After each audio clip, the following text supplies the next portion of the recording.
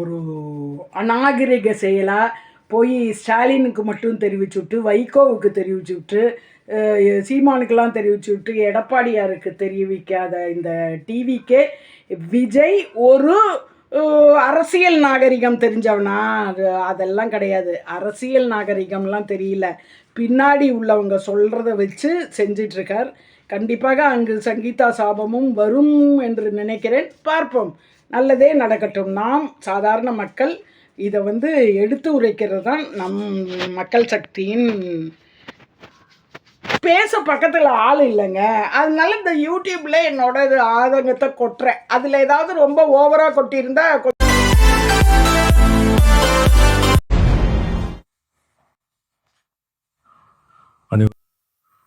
மனசு முழுக்க வலி. அவருடைய நன்னடத்தை அரசியல் நாகரிகம் அப்படின்னு பேசினாங்க. என்னங்க அரசியல் நாகரிகம்? மேடையில் கண்டபடியெலாம் பேசி மக்களை நல்லா குழப்பி தான் தான் ஹீரோங்கிறத காட்டி மேடையில் ஒரு ப்ரொசீஜர் இல்லாமல் இப்போ ப்ரொசீஜராக ஒரு பிளேசர் போட்டு ஒரு கோட் சூட்டு போட்டுட்டு வரவர் மேடையில் அங்கிள் சிஎம் ஸ்டாலின் சார் அப்படின்லாம் சொல்லி கரூர் இன்சிடெண்ட் அப்படியே அந்த அரசு மேலேயே போட்டு என்னவோ அரசுனால தான் அது நடந்தது, தன்னை மேலே தப்பே இல்லைங்கிற மாதிரி அதெல்லாம் நடித்து எல்லாம் பண்ணி சொதப்பி எல்லாம் பண்ணி அதை பார்த்து மயங்கி மக்கள் ஓட்டு போட்ட உடனே இவர் அரசியல் நாகரிகமாக பதவியேற்புக்கு முன்னாடி ஜெயித்ததுக்கு எல்லா எதிர்கட்சி தலைவரையும் பார்த்து சால்வை போத்திட்டு நமஸ்காரிச்சுட்டு வருவாராம். இவர் மேடையில் அவங்களெல்லாம் கண்டபடி கத்தி மக்களை பிரித்து விடுவாராம். மக்களுக்கு அவங்க மேலெல்லாம் ஒரு கோபத்தை திணிச்சு விடுவாராம். இவர் நாடகத்தை நடத்துவாராம். ஆனால் இவர் அப்போ பேசும்போதெல்லாம் ஒரு இது இருக்காதாம், பழி அரசு மேலேயே பழி போடும்போது அது அநாகரிக செயல்னு சொல்கிற சிலர் ஆசைக்கும் தேவைக்கும் வாழ்வுக்கும் ஊரார் கால் பிடிப்பார். நேத்தி சட்டசபையில் அழகாக பேசினார். அதில் எதிர்கட்சி தலைவர் உதயநிதி மீண்டும் அடி வாங்கி ரண அடி கொடுத்துருக்காங்க மக்கள். அப்படியே மறுபடியும் சனாதனத்தை ஒழிக்க வேண்டும், பிரிக்கும் சனாதனத்தை ஒழிக்க வேண்டும்னு. சனாதனம்னா ஒற்றுமை தான்டா. சனாதனம்னா பிரிவு இல்லை. எந்த சனாதனத்துலேயும் சனாதனம்னு உன்னோட ஃப்ரெண்டுகிட்ட நடிச்சியே நண்பன்னா நண்பன்டாண்ணா, அது மாதிரி சனாதனம்னா சனாதனம்டா. அதில் ஒன்றும் பிரிவெல்லாம் இருக்கவே இருக்காது. ஆனால் மீண்டும் அதை ஒழிப்போம்னு சொல்லிட்டு வர்றாரு. முன்னாடி டெங்கு மலேரியா மாதிரி ஒழிக்கணும்னு சொன்னார். இப்போ தான் மக்கள் டெங்கு மலேரியா அவர் அப்பனா ஒழிச்சிருக்காங்க. மீன்ஸ் அவர் அப்பன்னாக்க லைக் பண்ணுங்க, ஷேர் பண்ணுங்க, சப்ஸ்கிரைப் பண்ணுங்க. அந்த பெல்லுங்கிற பட்டன் இருக்கும், உங்க பொண்ணான கையால் அந்த பெல்லை மட்டும் கொஞ்சம் அமுக்கிடுங்க. மக்கள் வணக்கம், மக்கள் சக்தி நேயர்களே. இந்த மக்கள் சக்தி சேனல் உங்களுக்கு நல்லது தான் கொடுக்கும். கேள்விப்படுற உண்மையான செய்திகள் இதெல்லாம் தான் கொண்டு சேர்க்கும். மற்றவை அது முதலமைச்சரோட வெறுப்பான பெண்ணாக இருந்தாலும் அந்த பெண்ணிர் செயல் நல்லபடியாக இருந்ததுனால் அந்த பெண்ணிற்கு தான் சப்போர்ட் செய்யும். அது மாதிரியான ஒரு நல்ல விஷயங்களை சொல்லக்கூடிய சேனல் தான் இது. அதனால் நீங்கள் தாராளமாக இது நடிக்கிற ஒரு சாதாரண பெண்மணி பேசுகிறது தான் இது. பெரிய நடிகனோ இல்லை எனக்கு பின்னாடி ஒரு மிஷினரி இருந்தோ பேசும் சேனல் அல்ல இது. அருமையான சேனல். ஒரு சாதாரண மக்கள் என்ன நினைக்கிறோங்கிறது உங்களுக்கு என் மூலியமாக தெரியும். அதனால் இந்த சேனலுக்கு லைக் பண்ணுங்கள், சப்ஸ்கிரைப் பண்ணுங்கள், எல்லாம் கண்ணியமாக கமெண்ட்டு கீழே கொடுங்க, நல்ல விதமாக கொடுங்க. உங்களுக்கு தோணிய கெட்ட கமெண்ட்டை நீங்கள் கொடுத்தாலும் அதற்கும் உங்களுக்கு பதில் வரும். நன்றி. இதை சப்ஸ்கிரைப் முக்கியமாக பண்ணுங்கள். வாங்க இன்றைக்கி நம்ம மக்கள் சக்தி சேனலில் என்ன நடக்கிறதுன்னு போய் பார்ப்போம். வணக்கம் மக்கள் சக்தி நேயர்களே. இன்றைக்கி கொஞ்சம் அரசியல் பேசுவோமே. ரொம்ப நாடக நடிகனாக மேடையில் ஆக்ரோஷமாக எதிர்க்கட்சியை தீய சக்தின்னு சொல்லி தான் என்னவோ ரொம்ப தூய சக்தி மாதிரி சொல்லி ஜென்சி கிட்ஸு, அதாவது செல்லையே பார்த்து புரண்டுண்டு செல்லில் அவர் டான்ஸ் பார்த்து பார்த்து சந்தோஷப்படுற மக்கள் போட்ட ஓட்டினால் அந்த ஜென்சி கிட் படுக்கையில் உருண்டு செல்லை பார்த்து அந்த செல்லில் அவர் அழகையும் அவர் முகத்தையும் பார்த்து எப்படி சினிமாவுக்கு போனோமோ அப்படி நம்ம வாக்களித்த அந்த சிறிய மக்கள்களாக என்ன சொல்கிறது தற்கூரி மக்கள்களால் அவர்கள் அவங்க பேரண்ட்ஸ்கிட்ட சத்தியம் வாங்கி அதை நம்பி அவங்கெல்லாம் ஓட்டு போட்டு முதலமைச்சராக இது வரைக்கும் அப்படி தான் நம்ம கமெண்ட் பண்ணோம். முதலமைச்சராக அதாவது 107 சீட்டு எடுத்து உள்ளே வந்திருக்கார் நம்மளுடைய ஜோசப் விஜய் அவர்கள். ஜோசப் விஜய் அவர்கள் நடிக்கிற போதெல்லாம் விஜய் விஜய் விஜய்ன்னு தான் போட்டுட்டு வந்தாரே ஒழிய அப்போ அந்த ஜோசஃபை காணோம். அப்புறம் ஒரு பெரும் தலைவர் அதை வெளிப்படுத்தினதுனால ஆமாம் நான் ஜோசப் விஜய் தான்னு வந்தார். வாங்க இப்போ உங்களுக்கு மதத்தை பார்த்தோ இதை பார்த்தோ யாரும் ஓட்டு போடல. உங்கள் நடிப்பு உங்கள் முகம் இந்த சினிமா மோகத்தில் வந்த ஓட்டில் உள்ளே வந்திருக்கீங்க. இனிமே தான் உங்கள் பர்ஃபார்மன்ஸு சினிமாவில் நீங்கள் எப்படி உங்கள் அப்பானால் உள்ளே பர்ஃபார்மன்ஸ் கொடுத்து பெஸ்ட்டாக வந்தீங்களோ அது மாதிரி தான் இப்போ இனிமே தான் உங்கள் பர்ஃபார்மன்ஸ். நேற்றுக்கு சட்டசபையில் நடந்ததை பார்த்தோம். அருமையாக எல்லா எம்எல்ஏக்களும் முதலமைச்சர் விஜயை வாழ்த்தி பேசினாங்க. அவருடைய நன்னடத்தை அரசியல் நாகரிகம் அப்படின்னு பேசினாங்க. என்னங்க அரசியல் நாகரிகம்? மேடையில் கண்டபடியெலாம் பேசி மக்களை நல்லா குழப்பி தான் தான் ஹீரோங்கிறத காட்டி மேடையில் ஒரு ப்ரொசீஜர் இல்லாமல் இப்போ ப்ரொசீஜராக ஒரு பிளேசர் போட்டு ஒரு கோட் சூட்டு போட்டுட்டு வரவர் மேடையில் அங்கிள் சிஎம் ஸ்டாலின் சார் அப்படின்லாம் சொல்லி கரூர் இன்சிடெண்ட் அப்படியே அந்த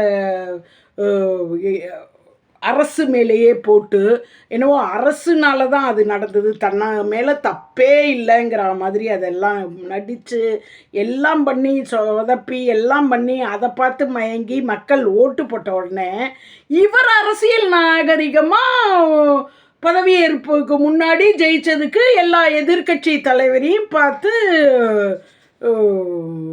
சால்வை போத்திட்டு நமஸ்காரிச்சுட்டு வருவாராம். இவர் மேடையில் அவங்களெல்லாம் கண்டபடி கத்தி மக்களை பிரித்து விடுவாராம். மக்களுக்கு அவங்க மேலெல்லாம் ஒரு கோபத்தை திணிச்சு விடுவாராம். இவர் நாடகத்தை நடத்துவாராம்.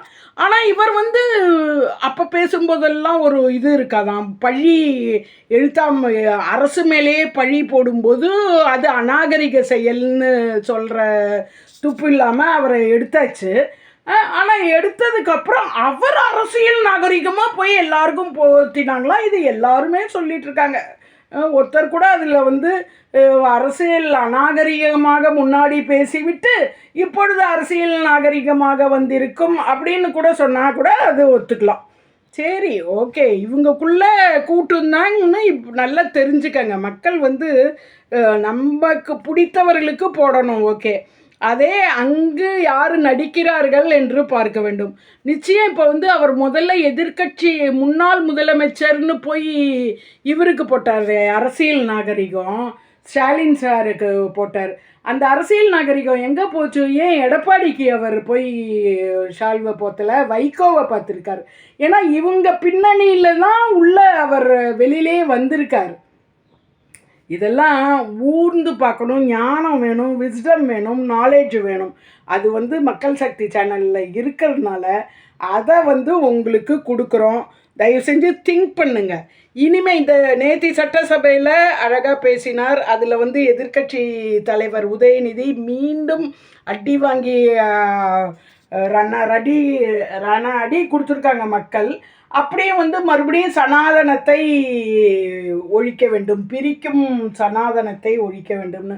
சனாதனம்னா ஒற்றுமை தாண்டா. சனாதனம்னா பிரிவு இல்லை. எந்த சனாதனத்துலேயும் சனாதனம்னு உன்னோட ஃப்ரெண்டுகிட்ட நடிச்சியே நண்பன்னா நண்பன்டா. நான் அது மாதிரி சனாதனம்னா சனாதனம்டா, அதில் ஒன்றும் பிரிவெல்லாம் இருக்கவே இருக்காது. ஆனால் வந்து மீண்டும் அதை ஒழிப்போம்னு சொல்லிட்டு வராரு. முன்னாடி வந்து டெங்கு மலேரியா மாதிரி ஒழிக்கணும்னு சொன்னார். இப்போ தான் மக்கள் டெங்கு மலேரியா அவர் அப்பனை ஒழிச்சிருக்காங்க. மீன்ஸ் அவர் அப்பன்னாக்கா நான் மரியாதை கெட்டு பேசுகிறேன்னு நினச்சிக்காதீங்க. அவர் தான் சொன்னார் அப்பன்னா மரியாதை உள்ள வார்த்தைன்னு. அதனால இப்போ வந்து எதிர்கட்சி தலைவராக உட்காந்து அழகாக படிக்கிறார். நீட்டாக எல்லாம் இவங்களுக்கெல்லாம் பின்னாடி பலம் இருந்து பின்னாடி எழுதி கொடுத்து அதை நல்லா ஒரு வாய்ஸோடு படிக்கணுமே, அதை உதயநிதி படித்தார். அதுலேயும் திமிரு எடுத்து போய் சனாதனத்தை ஒழிக்க வேண்டும் என்றார். சரி, அவர் அதில் சொல்கிறார், அவர் நீயும் நானும் ஒரே காலேஜ் தான், கிளாஸ் கட் பண்ணிவிட்டு நம்ம ஊர் சுற்றி தெருப்புருக்கியாகி அரசியலில் வந்து நாடகம் நடிக்கிறோம், கங்க்ராட்ஸ் அப்படின்னு சொல்லிக்கிறார் அவர். இது உதயநிதி, எதிர்கட்சி தலைவர் உதயநிதி சொன்னது. இதெல்லாம் நம்பிட்டு நம்ம எதுவுமே கண்ணுக்கு முன்னாடி பார்க்குறதெல்லாம் தான் உண்மைன்னே சொல்ல முடியாது, அதுவே ஆராயணும். இதில் வேறு டிவியில் பார்க்குறோம், இந்த ரீல்ஸில் ரோலில் பார்க்குறோம். அந்த ரீல்ஸில் பார்த்து ரீல் மன்னனாக இருந்தவனை கொஞ்சம் ரியல் மன்னனாக கொண்டு வந்திருக்காங்க நம்ம பசங்க. சரி, இது கொண்டு வந்தாச்சு, இனிமேல் வாட் நெக்ஸ்ட்டுன்னு தான் பார்க்கணும். முதலமைச்சர் வந்து அங்கே வந்து அப்படியே திருன்னு உட்காண்டிருக்கார். அவருக்கு வந்து முகம் முழுசாக அந்த ஒரு என்ன மக்கள் நம்மளை கொண்டு வந்தாலும் இதுனாலும் அந்த பயம் இருக்குது, எப்படா இந்த குட்டு வெளிப்படும்னு. இது அடுத்த நாள் இன்றைக்கு நடந்த இது வாக்கெடுப்பில் வந்து இவர் யாரை வந்து எதிர்கட்சி ஊழல் கட்சினாரோ அந்த கட்சியிலேருந்து தான் இவருக்கு ஆதரவு தெரிவிக்க போய் கெஞ்சிருக்காரு. அதே மாதிரி இதர உதிரி கட்சி அப்படின்னு சொல்லி எடப்பாடி அவரை வந்து கேவலப்படுத்தினார் இல்லையா, அந்த உதிரி கட்சியிலேருந்து தான் உதிரி மக்களை போய் நேத்திக்கு அவங்களுக்கு வந்து ஒரு பரிசாக எல்லாம் கொண்டு போய் கொடுத்து வாழ்த்திட்டு வந்திருக்கார். அவங்க வந்து இப்போ எடப்பாடியிலேருந்து வந்து அவங்க 30 பேர் சப்போர்ட்டு கொடுத்ததுனால் இன்று அந்த உதிரி கட்சியும் எதிர்கட்சியும் நீங்கள் விஜய் அவர்கள் பிடித்ததுனால்தான் இப்போ வந்து இன்றைக்கு நம்பிக்கை வாக்கெடுப்பில் வந்திருக்கார். சரி, அந்த ஜெயத்துக்கு தான் அவர் நம்ம ஜெயமானுமேனு பயந்துட்டு அதெல்லாம் பண்ணாதவர் இதை இட்டுட்டு கையில் கயிறு கட்டிட்டு எல்லாம் இருக்கார். சரி, நல்லபடியாக வரட்டும். நம்ம சாதாரண மக்கள் தானே, நமக்கு அவர் நல்லது செஞ்சால் நல்லது செஞ்சு வரேன்னாக்கா சந்தோஷம். இன்றைக்கி வந்து உதயநிதி அவர்கள்லாம் வெளிநடப்பு செஞ்சிட்டாங்க. அவர்கள் எதிர்கட்சிங்கிறத ப்ரூவ் பண்ணிட்டார். எடப்பாடி பழனிசாமி நேரத்துக்கு ஏற்ற மாதிரி பண்ணினார். அப்போ அதை வந்து சசிகலாவுக்கு துரோகம் செய்தார் என்ற பெயர் வெளியில் நிறையா வந்ததுனால ஒருவேளை அவர் துரோகம் மனப்பான்மையோடு செய்தாரோ என்னவோ தெரியல. இப்போ அவருக்கு துரோகம் செய்த செங்கோட்டையன், இந்த CV சண்முகமெல்லாம் கண்டிப்பாக துரோகத்தை வாங்கி கொண்டு மீண்டும் இதுக்கு வருவார்கள் என்று எதிர்பார்க்கலாம்.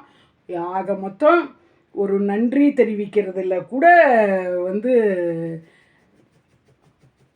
ஒரு அநாகரிக செயலாக போய் ஸ்டாலினுக்கு மட்டும் தெரிவிச்சு விட்டு, வைகோவுக்கு தெரிவிச்சு விட்டு, சீமானுக்கெல்லாம் தெரிவிச்சு விட்டு, எடப்பாடியாருக்கு தெரிவிக்காத இந்த டிவிக்கே விஜய் ஒரு அரசியல் நாகரிகம் தெரிஞ்சவனா?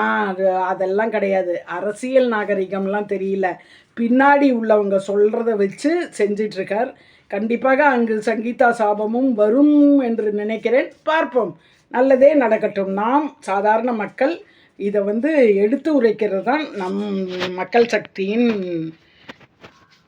பேச பக்கத்தில் ஆள் இல்லைங்க, அதனால இந்த யூடியூப்பில் என்னோட ஆதங்கத்தை கொட்டுறேன். அதில் ஏதாவது ரொம்ப ஓவராக கொட்டியிருந்தா கொஞ்சம் போனால் போயிட்டு போதுன்னு ஒதுக்கிக்கங்க. நன்றி.